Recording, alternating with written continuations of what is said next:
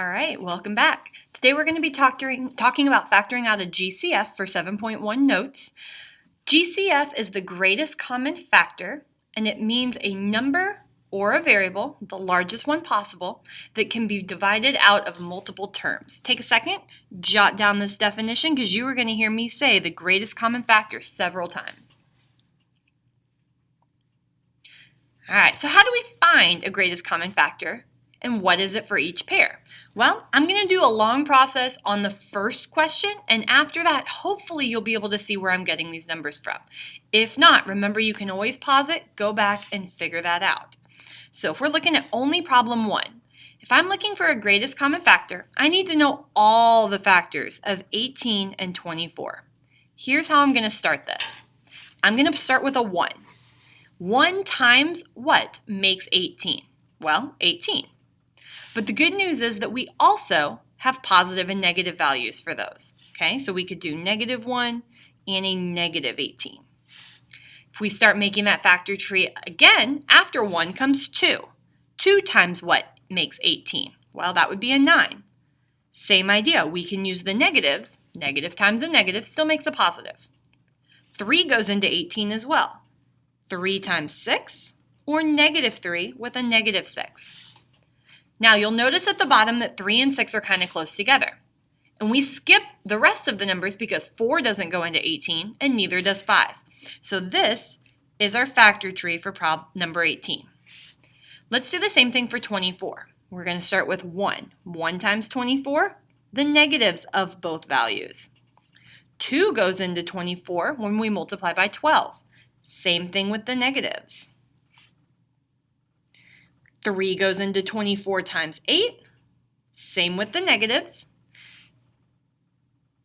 4 goes into 24. You'll notice that this is getting to be a longer one, right? Negatives go in also. Let me go ahead and shrink that so we can see what's happening. Okay, but 5 doesn't go into 24. And so what we end up with right here is we end up with a full list of every number that will be multiplied into a 24. So if I ask you which is the greatest number that they share, you should that's really large, sorry. You should be able to quickly find that +6 is the largest number that can come out of both values. So over here for my GCF, I'm going to say the GCF is 6. But remember, it can be a number and a variable. So if I look at both of these exponents, and I'll change colors for us, if I look at both of these exponents, both of them have an x to give. Now, could both of them give 2 x's, an x squared? No, because this guy only has 1. So when you look for the x's or the variables, you want to pick the lowest number that you see, because whoever has the least can't give any more than that. So my final answer for the GCF would be 6x. Okay, let's zoom out. I'm going to go a little bit quicker through these. All right, so you've kind of been able to see that there are negative factors, but negatives are never going to be the largest numbers. So this time, I'm only going to write out positives. All right, so for 12, we would have 1 with 12, 2 and 6, 3 with 4, and that would be the end of my list. For 4, we would have 1 and 4, 2 and 2. So for my GCF, the largest number that they have in common is going to be that 4. They share x's. So if I look for the smallest number, x to the third is the most I can give. He can't give 4 because he doesn't have 4. So my answer would be the number is 4 for the GCF, and they can both give x to the third, but nothing more. I'm going down to number 3. 9, make his factor tree would be 1 and 9, 3 and 3, that's it. 6 would be 1 and 6, 2 and 3. That would be all. So for my GCF, the largest number that they have in common should be the 3. What about the variables? They both have x's, so we could give an x for each of them, but I could only give one x. They both only have one x. They don't have any more than that to give. As for the y's though, there are no y's over here. I can't give a y for the GCF unless both terms can contribute. In this case, my only GCF is 3x. Okay. If you need a second to write down the first two problems, go ahead and do that. Otherwise, we're moving to number 4. For number 4, I'm going to do the same thing with my tree, my factor tree. So we have 24, 1 and 24, 2 and 12, 3 and 8, 4 and 6. We've done 24 before. 21 would be 1 and 21, 3 and 7, and those are all. The numbers that they share that have the largest value in common is a 3. Now, those are bigger numbers, but they still don't have that much in common, only a 3. As for the x's, how many could we give? Well, they both have x squared, so we are able to do an x squared from both of them. They both have y's also, but remember we have to look for the smallest number. So what is the most that the y's can give? He can only give a y squared. He can't give any more than that. Okay. All right, now number 5 is a little weird. Wait with me and let's roll through this one. All right, 8 we can factor into 1 and 8, 2 and 4. 3 only has 1 and 3. So this one's going to look a little weird. It's okay to have a GCF of 1. It's okay for them to say they have nothing in common except a 1. As for the letters, we've been using blue for x's, pink for y's. Let's use green for a's and orange for b's. So if I look at those colors, do they have anything in common? No. So 1 is the only GCF that I have from those. 1 represents the fact that they have nothing in common. They have no common factors. Okay? Let's try number 6. Factor table again, we're going to look at 1 and 10, 2 and 5, comparing that to 1 and 21, 3 and 7. 7. What do you notice? Yeah, again, they have no numbers in common except a 1. But this time they do have some variables that are similar. They both have b's. What color were b's? Orange. All right, so if we take b's here and b's here, what's the smallest number that you see? 4. So 4 is the most that both people can give. Now, we can say 1 b to the 4th, or we could just say b to the 4th. You don't really need the 1 in there. Okay? If you need a second to write down any of those values, please go ahead and do that. Otherwise, we're moving on to the next part of this. All right, so here's what it means by the leftovers. It says what GCF had to be factored out in order to leave the leftovers? Well, we're going to do the same thing. We're going to find the GCF of these first two guys. But when we do that, you have to remember that there was something left over when we divided them out. So let me show you what I mean by that. First question, if I find the GCF, the biggest number that I can divide out of 6 and 9, that would be a 3. So let's say I'm going to take a 3 out of both. What else can they give? Well, they both have an x, but they can only give 1 because this guy doesn't have a squared. So what ends up happening is when I do 6 divided by 3, that makes 2. When I do 9 divided by 3, that makes 3. Remember that our rule for the exponents is that if we have x squared on top and x on bottom, we're canceling them out and leaving just this 1x here. So the way we write that is the GCF goes on the outside. That was our 3x. And this piece in here is called my leftovers. Okay. All right, so I'm going to zoom out. Let's try the next one. So problem 2. All right, biggest number that goes into 25 and 10. Well, that would be a 5. 5 divides out of both of them. Smallest exponent I see is the squared. So both of them can give x's. Both of them can give 2x's. So if I put 5x squared here, let's check that out. 25 divided by 5? Yep. 10 divided by 5? Yep, that works. 3 minus 2 makes 1x. X squared and x squared cancel. We have no x's. That's a correct answer. All right, I'm going to stay zoomed out for these last two. So for problem 3, 14 and 21, what do they have in common? They both are divisible by 7. But if I look at that, they don't have x's in common. They don't have y's in common. It's okay if only a number is your GCF. If you ever want to check to see if your answer is right, remember that you can do 7 times 2, x makes 14x. That works. 7 times 3y makes 21y. That works. You can go forwards or backwards to check that. So I'm going to write that, distribute to check.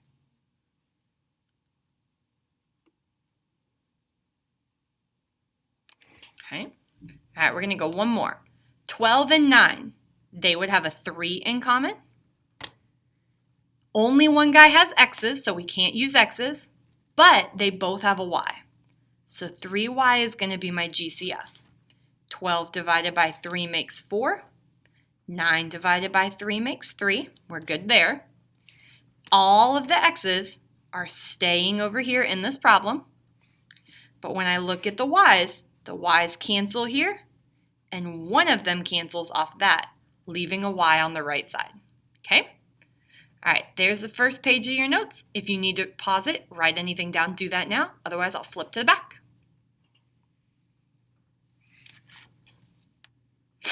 All right, so on this back page, it says, if the GCF is given to you and it's already been factored out, what are the leftovers? Well, this part's a little bit easier. It's telling you what to divide out on the bottom. So we're going to take this as our GCF, right out of the problem, and just say what's left over. Well, 9 divided by nothing is 9. What do we do with our exponents? Let's write that down. We're going to subtract exponents when we divide. So x squared cancels out an x. I only have one left. 4 divided by nothing leaves us with the minus 4. The x's cancel here, so that is the end of my question. Let's try number 2. 2x squared is my GCF, so that's what I'm dividing out. 6 divided by 2 makes 3. X to the third, x squared cancels. I have x to the first power, or just x. Negative 8 divided by 2 is negative 4. And both of my x squareds cancel, so I'm left with just minus 4. That's the end of that question. Final one like this. They're telling me a long one this time. Let me zoom in real quick. Longer one this time. All right, we're taking out 9 x squared y squared. Remember, dividing the coefficients, subtracting the exponents. 18 divided by 9 makes a 2. Both of the x's cancel, and I have one y left over. 3 minus 2 makes 1. 27 divided by 9 gives me 3. X's cancel, but there's 1 left over. Both of the y's cancel. So that's the end of my answer. Okay. If you need anything from that section, go ahead and write it down. Otherwise, I'll meet you for the final part. We're going to put all of that together, and the bottom part is what your homework will look like. All right, I'm going to change colors. Let's go ahead and try these. All right, so problem 1. First thing we're going to do is try out the smallest number, because now we're dealing with 3 pieces. It's a little bit more tricky. You are welcome to do the T-charts underneath each one if that's more helpful, but I'm going to give you a couple strategies to save you some time. Okay, first of all, what's the smallest number you see? That's the 3. I'm going to check right now. Can 3 divide by 3? Yes. Can 18 divide by 3? Yes. Can 9 divide by 3? Yes. That's the biggest number then. Nothing bigger can come out. Then I would go through and I would say, all right, does everybody have an x? Well, no, that 9 over there doesn't. So there are no x's in my GCF. That means that we're done. We have our GCF. We're going to lay it out. GCF goes on the outside of your parentheses. Leftovers go inside. So 3 is my GCF. Let's see what we have left over.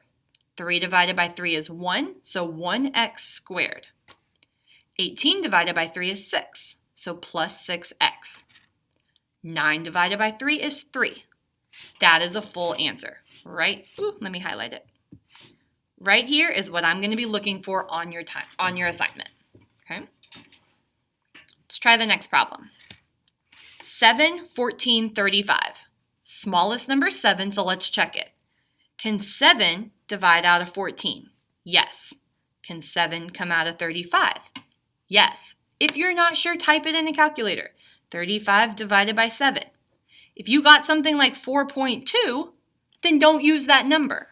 But if you get a whole number, then we're good. All right, so 7 goes into everything. 35 doesn't have an x, so there's no x in my GCF. Let's write our answer. 7's on the outside, leftovers. 7 divided by 7 makes just 1, so 1x to the third. 14 divided by 7 is 2, so 2x squared. 35 divided by 7 is 5. That's a full answer. Let's go to number 5. I'm just going down. Sorry, I know the numbers are not in order. All right, smallest number I see, 6. So I'm going to go through. Will 6 go into 15? Yikes! If you type that in your calculator, you're going to get 5 over 2. That does not work. So here's what we're going to do. Let's pick a smaller number. If I think about 6, I have 1 and 6, 2 and 3. If 6 didn't work, let's try the next greatest number. Let's try 3. We know 3 goes out of 6. Does it divide out of 15? Yes. On to the next. Does it divide out of 24? Yes. So 3 is part of my GCF. What about for the n's? I noticed that everybody has an n, but how many? Well, smallest number up here is that 2. So everybody can give an n squared. That means for my answer, I'm going to have 3n squared as the GCF outside. And for my leftovers, I'm going to divide. 6 divided by 3 makes 2. 4 minus 2 leaves us n squared. 15 divided by 3 leaves us a negative 5. 3 minus 2 leaves us just 1n. 24 divided by 3 is 8. The n squareds cancel, so we have just a plain plus 8. All right, going on to number 7. Number 7, smallest number is 4, so let's check it out. Can I divide a 4 out of 18? No, you're going to get 9 out of 2. That doesn't work. So let's make a T-chart for 4. 1 and 4, 2 and 2. If 4 didn't work, the next lowest number is 2, so let's try it. 2 comes out of 4, we know that. 18 divide by 2, yes. 6 divide by 2, yes. Does everybody have an A? Yeah, but only 1 from this guy. So we only take 1 from everybody. Writing out our answer, 2A is our GCF. That's on the outside. When we divide, we get 2A squared, because we have 3 minus 1. 9A, 2 minus 1 leaves us just 1A. And then minus 3. The A's are going to cancel in that last problem. He gave all that he could give. Okay, I'm zooming out. If you need a second to write down 1 to 7, do that now. We're moving on to 2. Second row. Problem 2. Smallest number I see is 2, so let's check it out. Can 2 divide out of everybody? Yes. Does everybody have an x? Yes. Lowest number I see is 2, so everybody can give x squared. Final answer. 2x squared is my GCF. Divide to get my leftovers. I have a 1x squared. I have a 5x, and I have a plus 6 because all the x's cancel. Remember, we are subtracting your exponents in order to get the leftovers. Problem 4. Smallest number I see might be a 2, but let's look over here. What number is technically written? That should be a ninja 1. So if I think about it that way, what's the smallest number I see? Just a 1. Does everybody have an n? Yeah, but this guy only has one n, so I can only give one n. We're ready to write our answer. My GCF is 1n. I'm just going to say n. My leftovers are going to be 2n squared plus 2n plus, oh yeah, remember that you have to have something here. I know they cancel, but it's still important that you have 1 divided by 1 makes a 1. The reason for that, and I'm going to go ahead and copy and paste this really quick. Just stay with me for a second. Remember that if I wanted to check and see this, let's say I forgot to put this guy over here. And I try to go back and check my answer. If I distribute that back in, I get 2n to the third plus 2n squared. That's not what I started with. I started with this. Well, what would I need to distribute back to get that? I would need that plus 1 to be in there. So it's very important that all pieces are in your answer so that you could have gotten back to where you started. Okay? All right, let's do 2 more and then you guys are all set to roll. All right, so problem 6. Biggest number I see is 5. Let's check it. Does 5 divide out of 15? Yes. Out of 25? Yes. Does everyone have a K? Yes. Smallest number I see is 2, so everybody can only give k squared. Final answer. GCF is 5k squared. Divide to get my leftovers. I have a 1k to the third. I have a minus 3k squared and a minus 5. The k's cancel off on this last piece. We have one more problem together and then you're all set. Last problem. Smallest number I see is 7. Let's check it. Can 7 go into 28? Yes. Can 7 go into 14? Yes. Does everyone have an x? Yes, but only one. This guy and this guy only have one x to give. Does everybody have a y? Yes, but only one because this guy and this guy only have one y. So when we write our answer, 7xy is our GCF. Careful on the leftovers. 7 divided by 7 leaves you the 1. The x's cancel, and one of the y's cancel. So all I have left is 1y. 28 divided by 7 leaves us minus 4. One of the x's cancels, and both y's cancel. Down at the end, 14 divided by 7 gives us 2. The x cancels, and the y cancels. So all I have is that plus 2. That's our final answer. If you need a second to copy any of those down, you are welcome to. Otherwise, your assignment is going to be 7.1 practice. Thank you for staying with me. Good luck on your assignment.